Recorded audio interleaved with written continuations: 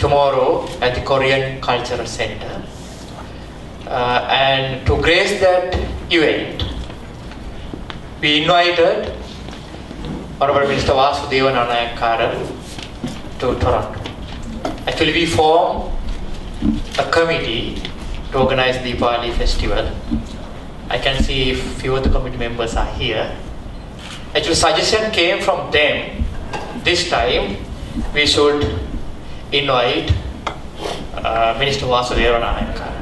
So I took their suggestion and worked with the High Commissioner, Madam Chitrangani Wageshwar, and Government of Sri Lanka facilitated us, both of our missions, to bring Minister Vasudeva Nanayakkara here. So Mr. Gunasekara asked me to give an introduction on Minister Vasudeva Nanayakkara, who requires no introduction, because he is known to all Sri Lankan communities, not only in Sri Lanka, around the world. So, in the meantime, Mr. Rajendran gave a very good outline. He is known to the left movement, he is known to the parliamentary politics, he is known to the trade union movement, he is known to the electoral politics, he is known to academia, he is known to the judicial system in Sri Lanka, he is known to legal setup, he is known to jails and custody and street fights and all these things. So that is known story. In a nutshell, I must say that Minister Vasudeva Nanayakkara is an acclaimed and honored campaigner for peace, democracy and social justice throughout his dynamic political career. So today we are very proud and privileged to receive a right person to Toronto and Canada. So you are here to listen to his speech. So I remain at this juncture and I hand over microphone to Mr. Gunasekara for future proceedings. So on behalf of the government of Sri Lanka, I once again thank both organizations for organizing this valuable gathering in Toronto today. Thank you very much. Have a nice day. Thank you, Mr. Consul General. We have reserved this room till 2 p.m. After the minister speaks, there will be time for questions. We have a microphone out here. Anybody who wishes to pose a question can come up here, introduce himself or herself, and ask the question. The minister's topic is healing the rifts in the nation. I'm sure we know that there are rifts within even smaller units like a family. So it is nothing strange to have rifts within a nation, but healing them is the most important thing. So we would like the minister to share some thoughts with us. Thank you.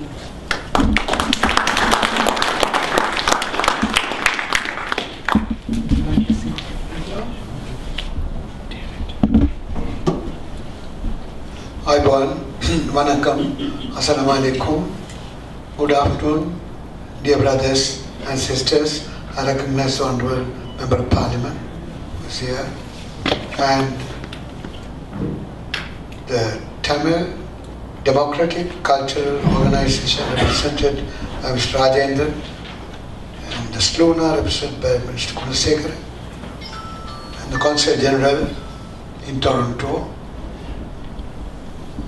I thought what is more needed is an exchange of our views and a dialogue in order to go further deep into the concrete tasks that are before us. Now we have the vision. The vision was stated very well by Mr. Rajendran. So I don't need to and don't have to elaborate on the vision. But I must say very briefly, since I became the minister about 10 months ago, we wrote out kind of a vision for the ministry. This ministry was newly set up, though part of this ministry had been held by Honorable Dual Secretary before. It was something like this in Sinhala, and I'll translate it into English. Dvibhashaven Hridayangama Vadunu, endearingly intertwined by bilingualism. Sama Jana Sanskritiyakkarma Ananyatave Surakin, protecting and nurturing every community's identity. Let us build one nation, which we have not done for over 60 years. Since the British left us, we have, of course, a national anthem in Sinhala and Tamil, which could be sung together, about which I would not go further than that for the present, in which we say we are children of one mother, and that we must cast away all the disputes and become united in a great bond as a nation. But this was never the case. This was never the case. We don't have to ask who was to be blamed, why didn't it happen, or we need not probe into the matter because it is a painful history. We would rather build the nation now and write a new chapter for our mother Sri Lanka.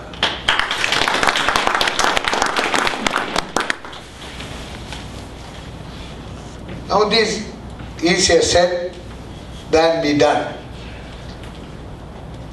There are two levels at which this needs to be addressed.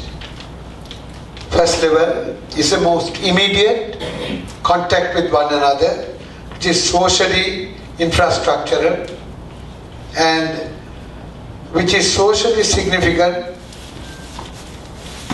That is the learning of two languages by all people in the country.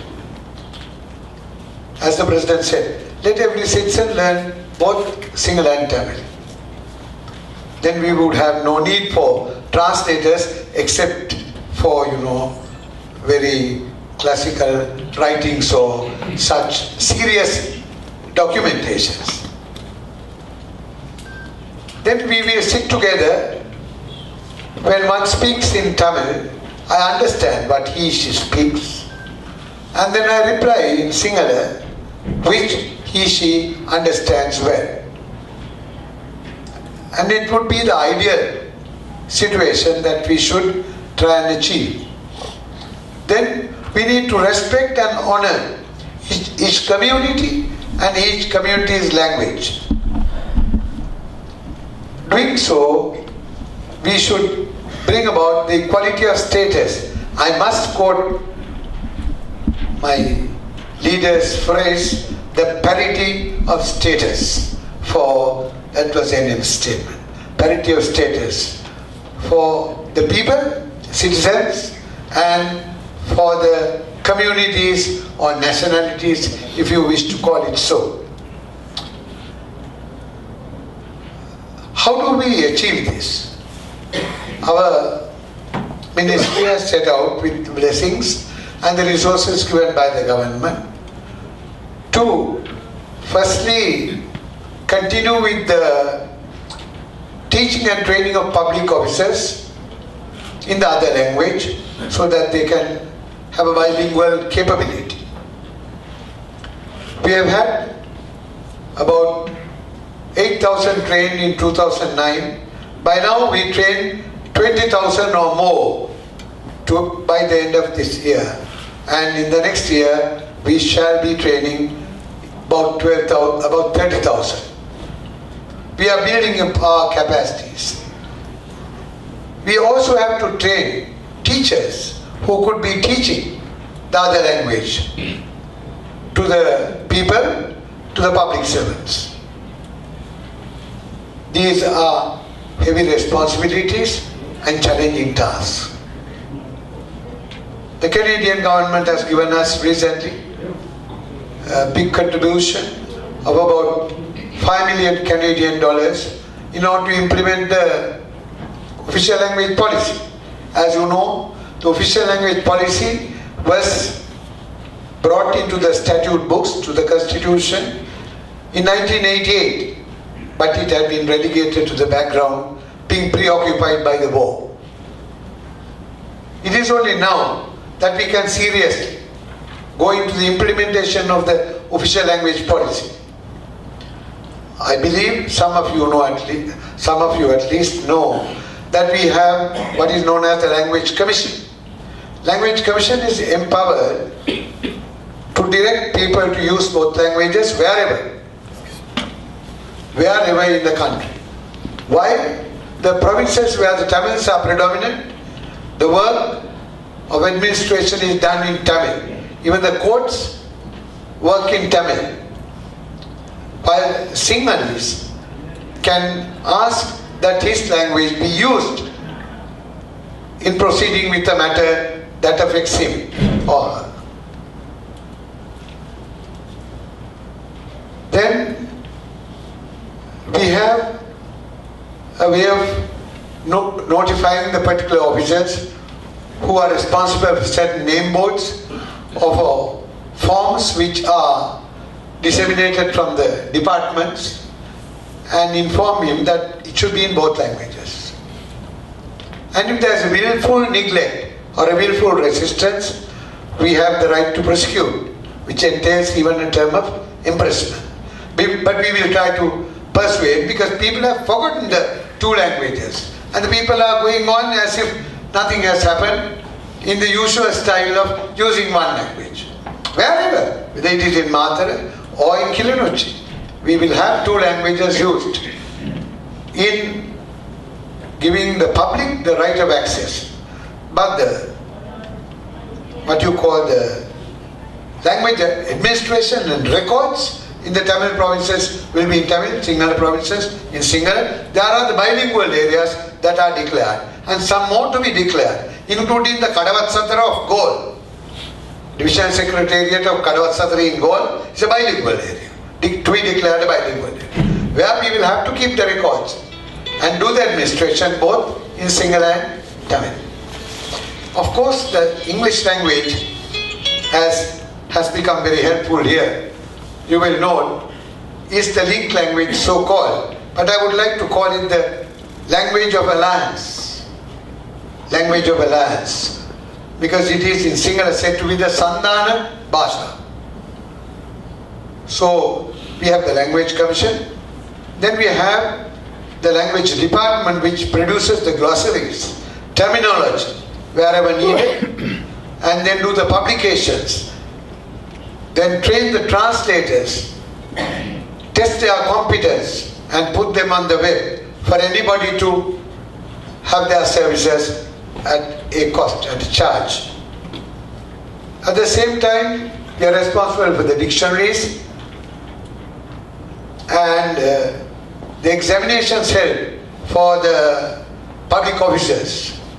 This language department will liaison with the Department of Examinations in holding those examinations, which the public officers at the minimum level 3 has to pass in order to get their promotions and their increments. They are even given incentive for this, for which we have a language institute. I think most of you know these things, but I need to repeat them. I'm sorry if you are getting bored with details, but we have to go into the details rather than the rhetoric, in order that we become responsible for actually carrying them out, and we can come in to support this process with your proposals, comments, critics. This is what is expected of the diaspora to now do, in addition to the other work that you have undertaken for the healing of the people who have suffered the wounds. In this matter, I recognize that the Sinhalese have to go that extra mile, out of their way in doing so. We have also tried experimentally people's movement.